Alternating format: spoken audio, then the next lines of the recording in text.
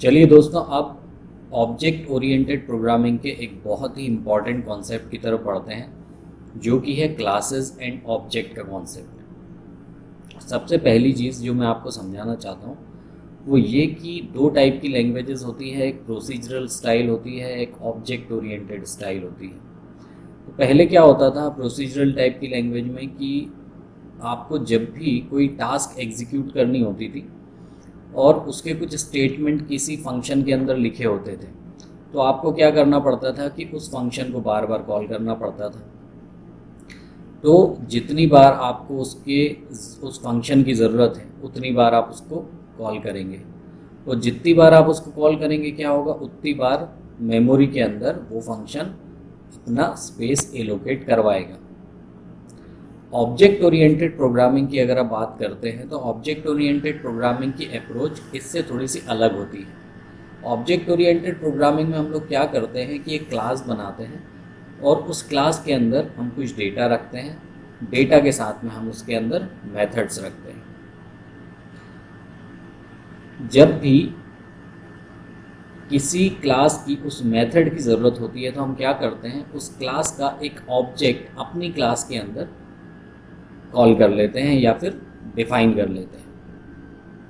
एक बार आपने अगर ऑब्जेक्ट क्रिएट कर दिया तो उस ऑब्जेक्ट को आप जितनी बार चाहें उतनी बार आप यूज़ कर सकते हैं। अब इसमें फ़ायदा क्या हुआ, फ़ायदा ये हुआ कि आपको ऑब्जेक्ट एक बार क्रिएट करना पड़ा, मेमोरी में स्पेस एक बार एलोकेट हुआ, और उस एलोकेटेड स्पेस से आप अपनी क्लास के अंदर जितनी बार चाहें उस क्लास को यूज़ कर सकते हैं।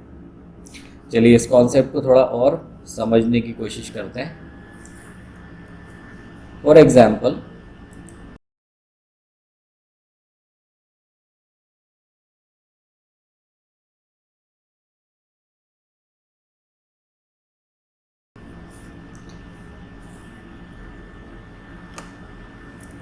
मेरे पास में एक फंक्शन है, ओके, प्रोसीजरल स्टाइल की बात करें, मेरे पास में एक फंक्शन है जो फंक्शन किसी दूसरी क्लास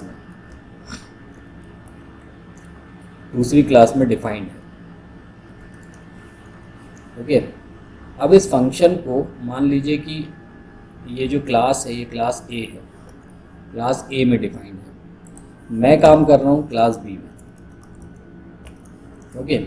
इस फंक्शन के अंदर कुछ लिखा हुआ है, कुछ कैलकुलेशन, कुछ स्टेटमेंट लिखे हुए हैं जो कुछ मान लीजिए कुछ भी आउटपुट देते हैं। फॉर एग्जांपल कि दो लोगों की सैलरी का सम करके दे देते हैं, या फिर कोई दूसरा आउटपुट जनरेट कर देते हैं।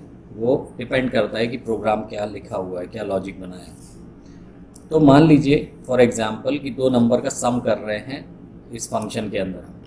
अब फंक्शन के अंदर हमने क्या छोड़ दिया, खाली डेटा को खाली छोड़ दिया, जस्ट डिफाइन कर दिया। हम जो भी नंबर सप्लाई करेंगे ये फंक्शन क्या करेगा, उन दोनों का सम करके हमको रिजल्ट दे देगा। लेकिन प्रॉब्लम क्या है कि जब भी क्लास बी के अंदर इस फंक्शन को यूज़ करना होगा तो हमको क्या करना पड़ेगा, इस फंक्शन को हमको कॉल करना पड़ेगा।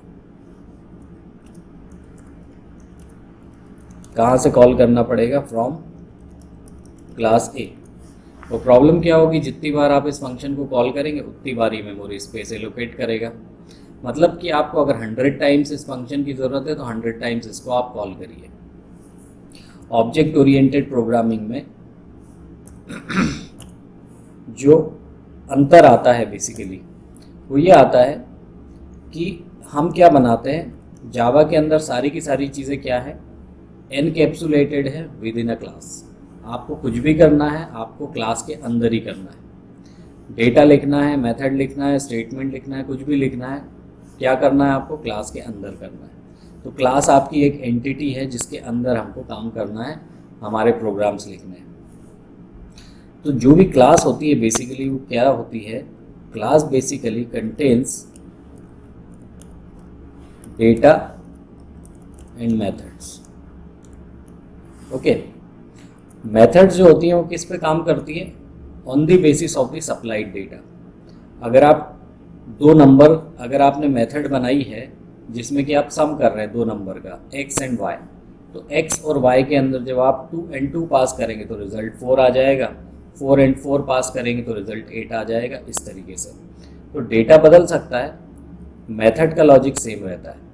तो मेथड किस पे काम करती है? जो भी डेटा सप्लाई किया जाता है, और ये डेटा और मेथड कहाँ रखे होते हैं? क्लास के अंदर। तो नॉर्मली हम क्या करते हैं कि डेटा तो वेरिएबल है, हम कोई ऐसी मेथड या ऐसी क्लास तो डिफाइन नहीं कर सकते कि जो हमेशा आपको 2+2 4 ही आंसर दे, क्योंकि ये प्रैक्टिकल अप्रोच नहीं रहेगी। हम हमेशा वेरिएबल डेटास पे काम करते हैं, इसलिए हम लोग क्या करते हैं, डेटा और मेथड को जस्ट डिफाइन करके छोड़ देते हैं और यूज़र के ऊपर एक वेरिएबल डाल देते हैं कि वेरिएबल इनपुट की रिस्पॉन्सिबिलिटी डाल देते हैं कि जो भी डेटा वो देगा उसके हिसाब से हम आउटपुट जनरेट कर देंगे। इससे फ़ायदा ये होता है कि एक बार आपको एक क्लास डिफाइन करनी है और उस क्लास को हज़ारों लाखों करोड़ों जितने भी लोग हैं वो लोग उसे यूज़ कर सकते हैं। बार बार आपको डेटा और मेथड्स को बनाने की ज़रूरत नहीं है, एक बार बना दिया काम खत्म। तो ये क्लास को बनाने का फ़ायदा। अब दूसरा फ़ायदा क्या है कि जब भी आपको इसकी ज़रूरत पड़ेगी तो आपको क्या करना पड़ेगा, इस क्लास का एक ऑब्जेक्ट क्रिएट करना पड़ेगा। ओके, ये जो डेटा एंड मेथड आपने बनाया, कहाँ बनाया? क्लास ए के अंदर। आप कहाँ पे काम कर रहे हैं? क्लास बी के अंदर। तो आपको क्लास का ऑब्जेक्ट, आपको क्या करना पड़ेगा, आपको क्लास ए का ऑब्जेक्ट क्लास बी के अंदर बनाना पड़ेगा। तो क्या होगा, ये एक तरीके से पेरेंट चाइल्ड रिलेशनशिप बन जाएगी। जो भी डेटा और मेथड क्लास ए के अंदर है, अब आप उसको क्लास बी के अंदर एक्सेस कर सकते हैं बहुत आराम से। फ़ायदा क्या होगा कि एक बार आपने ऑब्जेक्ट डिक्लेयर कर दिया तो बार बार आपको ऑब्जेक्ट बनाने की ज़रूरत नहीं है, उसको आप जितनी बार चाहें उतनी बार आप यूज़ कर सकते हैं इंडिपेंडेंटली, अलग अलग पर्पस के लिए, अलग अलग लोगों के लिए, अलग अलग फंक्शन के लिए। ओके, तो इससे क्या होगा, आपका बार बार मेमोरी एलोकेशन का स्पेस जो है वो बचेगा, टाइम बचेगा, ओवरऑल आपकी जो प्रोसेस है वो फास्ट हो जाएगी। जैसे फॉर एग्जांपल यहाँ पर एक पीपीटी ओपन है, जब भी कोई नया पीपीटी बनाया जाता है तो आप क्या कर सकते हैं, अपने हिसाब से एक नई खुद की डिज़ाइन भी बना सकते हैं। नहीं तो आप क्या कर सकते हैं, इसके अंदर बनी बनाई टेम्पलेट ले लीजिए और उस टेम्पलेट को अपने हिसाब से मॉडिफाई कर लीजिए। फॉर एग्जांपल आपको रिज्यूम बनाना है, तो रिज्यूम में आप क्या लिखेंगे, आपका नाम, आपकी qualification, address, so and so. तो आप क्या करिए, रिज्यूम की टेम्पलेट ले लीजिए और उसके अंदर अपना डेटा भर दीजिए। तो उस टेम्पलेट को बनाने का जो टाइम है वो आपका सेव हो जाएगा। तो यहाँ पर भी बेसिकली क्या होता है, बिल्कुल सेम कॉन्सेप्ट होता है। ये जो क्लास ए है जिसका कि हम ऑब्जेक्ट क्रिएट करने वाले हैं, ये क्लास ए क्लास बी के अंदर कैसे काम करती है, ये काम करती है as a template. Okay, as a template, यानी कि एक खाली रफ डेटा के साथ में आपने दे दिया। अब डेटा जो आप देंगे उसके हिसाब से आपको आउटपुट मिल जाएगा। यानी कि जो क्लास ए है वो कैसे काम करेगी, वो काम करेगी एज अ टेम्पलेट। और कब काम करेगी, जबकि आप इसका ऑब्जेक्ट क्रिएट करेंगे। ओके, और इसीलिए ये जो प्रोग्रामिंग का कॉन्सेप्ट होता है इसको बोला जाता है ऑब्जेक्ट ओरिएंटेड प्रोग्रामिंग, यानी कि OOP। ओके, और यही रीज़न है, बहुत सारे फ़ायदे हैं इसके। ये रीज़न है कि आज की डेट में सारी की सारी जो लैंग्वेजेस हैं वो ऑब्जेक्ट ओरिएंटेड पैटर्न पे काम करती है। चलिए, तो जब भी आप ऑब्जेक्ट ओरिएंटेड प्रोग्रामिंग के हिसाब से काम करेंगे तो आपको क्या करना पड़ेगा, मल्टीपल क्लासेस बनानी पड़ेंगी। अभी तक हम लोग देख रहे थे कि एक ही क्लास के अंदर हम काम कर रहे थे, क्लास क्रिएट करी, उसके अंदर मेन मेथड क्रिएट करी और हमने काम करना शुरू कर दिया। अब हम 2 क्लास पे काम करेंगे। तो ऑब्जेक्ट ओरिएंटेड प्रोग्रामिंग में कैसे काम करना है वो देखते हैं। सबसे पहली चीज़ कि ये फंडामेंटल एकदम क्लियर रखिए कि classes are basically combination of data and method. जब भी इन डेटा एंड मेथड की ज़रूरत पड़ेगी तो हम क्या करेंगे, ऑब्जेक्ट क्रिएट करेंगे। ये ऑब्जेक्ट क्या होंगे, बेसिकली ये काम करेंगे एज अ टेम्पलेट। इसमें जैसा आप डेटा भरेंगे उसके हिसाब से मेथड्स जो डिफाइन होंगी आपकी पेरेंट क्लास में वो आपका आउटपुट जनरेट करेगी। ओके, चलिए अब देखते हैं कि क्लासेस एंड ऑब्जेक्ट पे कैसे काम करना है। तो मैंने यहाँ पे 2 क्लास क्रिएट करी है, one is student and second is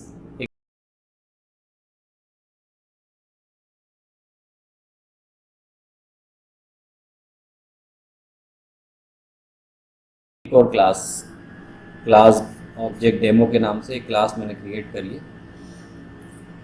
अब यहाँ पे देखिए, अगर इस क्लास को मैं डायरेक्टली रन करने की कोशिश करूँगा तो मुझे एक मैसेज आएगा कि इसमें मेन मेथड मिसिंग है।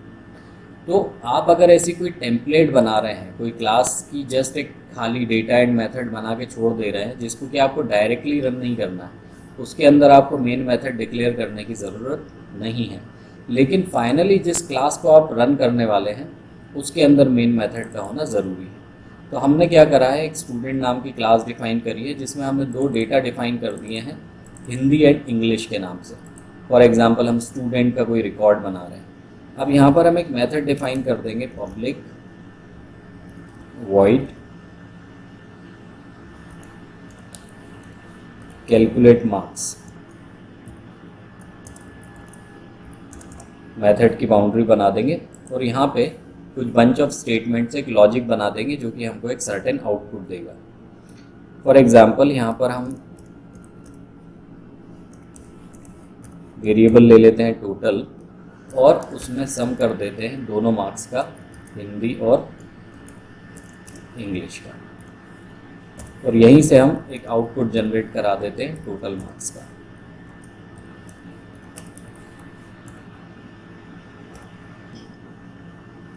तो ये हमारी खाली डेटा है, खाली मेथड्स हैं। अभी कुछ भी आउटपुट नहीं देगी। ये आउटपुट कब देगी, जबकि आपको इनकी ज़रूरत पड़ेगी। तो हमको ज़रूरत कहाँ पर है, इस क्लास के अंदर है। तो हमको क्या करना पड़ेगा, उस क्लास जो कि स्टूडेंट नाम की क्लास आपने बनाई है उसको आपको यहाँ पे यूज़ करना है। तो आपको क्या करना पड़ेगा, उसका ऑब्जेक्ट क्रिएट करना पड़ेगा। तो ये ऑब्जेक्ट क्रिएट करते हैं सबसे पहले। क्या नाम है क्लास का, स्टूडेंट। किस नाम से क्रिएट कर रहे हैं, ST, कोई भी नाम दे दीजिए। फिर एक कीवर्ड लगाइए न्यू और दोबारा से नाम लिखिए, सेमीकोलन लगा के बंद कर दीजिए। जैसे ही आपने ये स्टेटमेंट लिखा तो आपका सिस्टम क्या करेगा, आपका system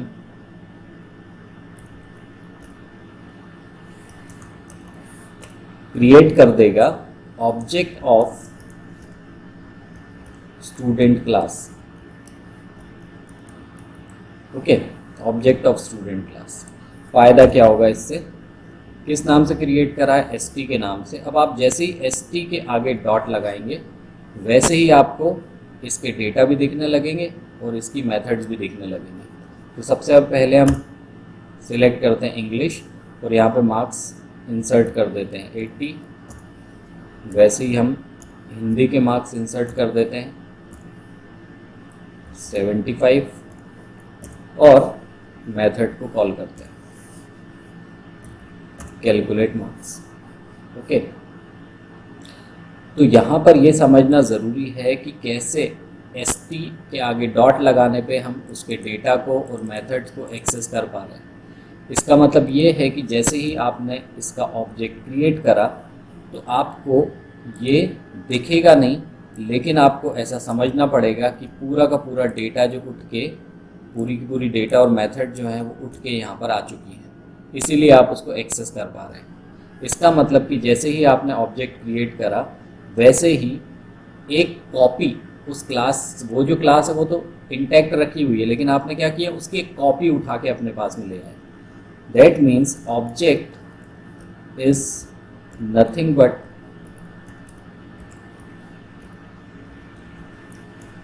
copy of the class.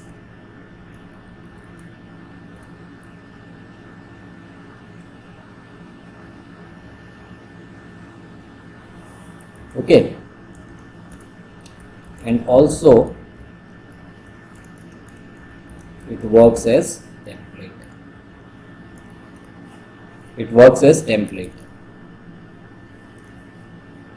Okay, तो जैसे ही आपने ऑब्जेक्ट क्रिएट करा क्या हुआ, पूरी पूरी कॉपी उठ के आपके पास में आ गई आपकी क्लास के अंदर।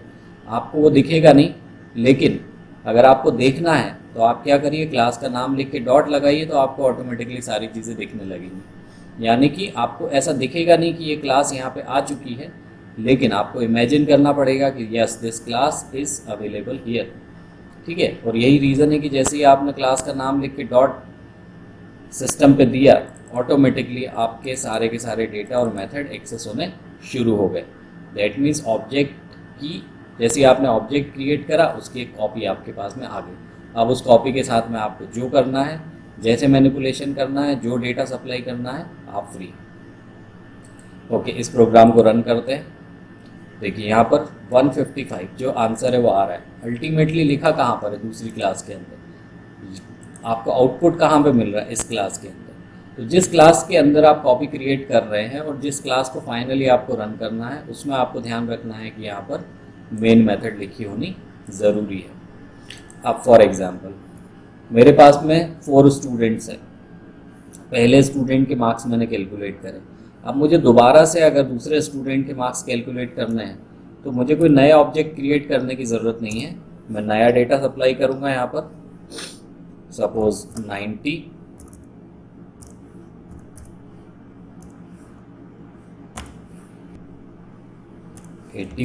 और मेथड को कॉल कर लूँगा।